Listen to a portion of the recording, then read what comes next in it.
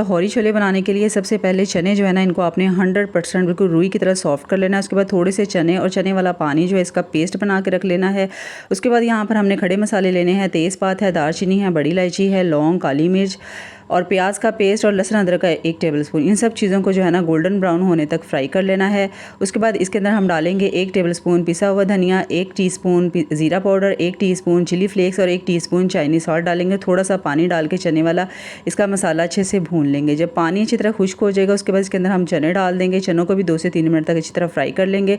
उसके बाद पेस्ट बनाया हुआ चने वाला जो था वो इसके अंदर डाल देंगे, इसे अच्छे से मिक्स कर लेंगे। उसके बाद हरी मिर्च का पेस्ट डालेंगे 1 टेबलस्पून, इसे भी अच्छी तरह से मिक्स कर लेंगे।